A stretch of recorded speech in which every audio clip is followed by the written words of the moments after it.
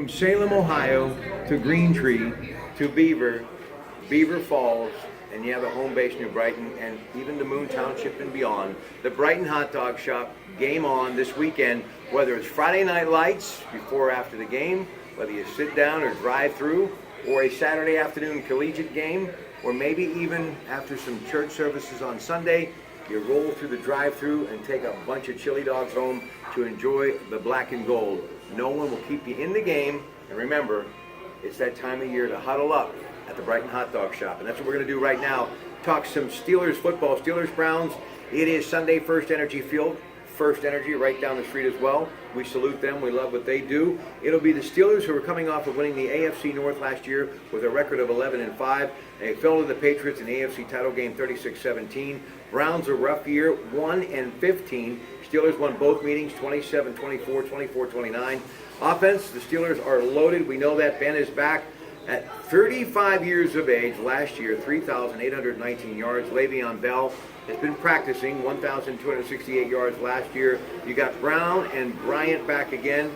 Joe Hayden in the mix. The offense is averaging 24.9 a game. The Browns are going to go with rookie out of Notre Dame, Deshaun Kaiser, preseason, 25 of 49, 351 yards, one touchdown. Isaiah Crowell at running back, 24-year-old, 952 yards. You've got a receiving corps led by Kenny Brett, who came from the Rams in the offseason and had 1,002 receiving yards last year. Defensive lineman Myles Garrett, high ankle sprain. That's kind of iffy right now. First overall pick out of Texas A&M. But the guy that I like the most, Jim Equals, I wanted him to be a Steeler.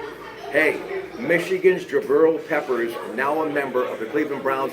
He's going to be a hammer. He's going to be a great addition. He's going to be with the Browns for a long time. Steelers favored by 9.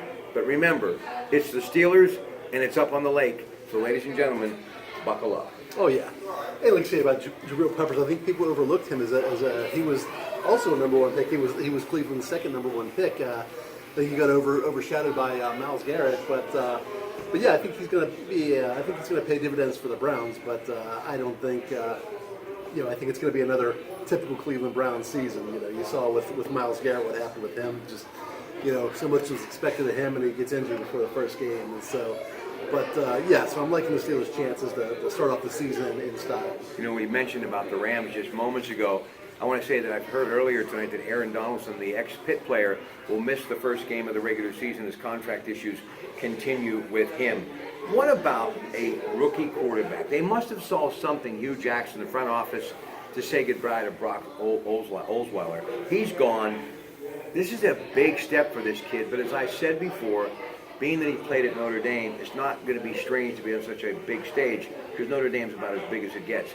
How do you see this guy faring? Will we be able to tell early on if he's going to be able to adapt to the speed of the game and playing on Sundays in the National Football League? Yeah, I think we will. I mean, he's going to find out real quick. I mean, obviously the Steelers are coming in with one of the better defenses in the NFL, so it's going to be interesting to see. He proved himself to Browns management in the preseason, but again.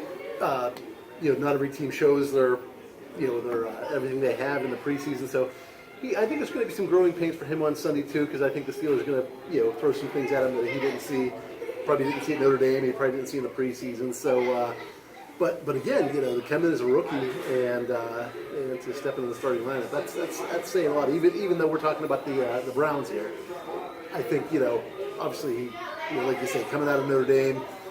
I don't think there's going to be a issue with nerves and playing in front of 80,000 people every week, and every game is on national television. So I think, from that aspect, I think he's going to be okay. Vance McDonald, new tight end, obviously coming over from the 49ers, saw something there. I thought Jesse James was good enough, but I think they felt the need, and Kevin Colbert obviously knows the game. But you would think of Pouncey being back, and Gilbert, and Villanueva with a new contract. You can't help but like this offensive line. So no matter what's going on behind them, whether Le'Veon Bell is where he should be or not, right. Whether Ben is on, as he hopefully will be whenever he plays a team from his home state, this offensive line gives them opportunities that a lot of folks would love to have. Yeah, every coach says it. It's cliche, but I mean it's true. Everything starts up front. You have those linemen. You can do anything. Like you say, anybody who's going to be in the backfield. If James Conner ends up getting an equal amount of carries, I think he's going to have a big day as well. So obviously, that's where it starts. I think some of these guys, the big uglies down there, they get overlooked. But again, the line of the Steelers, that's going to be the key this year if they can stay healthy. And also, I think the adding of Joe Hayden in the defensive backfield, Arnie Burns really showed me a lot as far as growth last year. And you got a guy who reminds me a lot of Troy Polamalu. He can roam, play anywhere, drop back the pass. He can rush the quarterback, and he can stop the run. Ryan Shazier out of Ohio State. Oh yeah, Shazier. He's really brought a new dimension to the Steelers. The Steelers have always had strong linebacker play, but the speed that Shazier brings to the field is just amazing. I mean, he can track down a receiver. He can obviously, but he's also he can make a big hit on a running back. But speed does come back to haunt him a little bit because he's hitting these players with such reckless abandon. And I think that's what's contributed to his injuries over the past few years. All right, and in closing, what you have to understand, the Steelers just seem to be the Steelers whenever they play the Cleveland Browns, and the Browns just seem to be the Browns. So going into this game, the Browns know who's rolling into town. And obviously sometimes it's a game of will and it's your attitude, and you got to believe the Browns, no matter how much they've grown, they still realize this is the biggest and baddest team in the AFC North. Oh yeah, I think all the teams realize that. I think this is going to be a down year for Baltimore and Cincinnati as well. But yeah, I think the guys aren't stupid. They know where they know who's coming in. They know who's on the other side of the field. That could end up being motivation. They're all they're professional athletes, so it could end up being a tremendous motivation. But I would doubt very very much the Steelers struggle at all. And here's something else. If you thought that Antonio Brown couldn't get better, now that Martavius Bryant is back, take some of the heat off of him, you could actually see better numbers. And I also think Martavius Bryant's out to prove something, and what he does best is just go deep, young man, and catches the football. They could be flat out 2 All-Pros that we're looking at heading into the season. Week 1, of course, against the Browns, just days away. Oh yeah, absolutely. Bryant does have something to prove, I think, and I think he has something to prove to the coaches too and his teammates. He lost a lot of their trust with his behavior and what he did, and so he's got to go out there and really prove. You've got to get down on the field. A lot of sins can be forgiven if you produce on the field. So now remember, 93.7 The Fan. Next couple of days, we'll be talking about it. Coons Market Black and Gold Sunday Show. We'll be talking about it. So get ready. Steelers Browns Sunday at 1 for Jim Equals, where you can read him all the time at timesonline.com. If you don't have one, get a subscription so you can hear in the morning.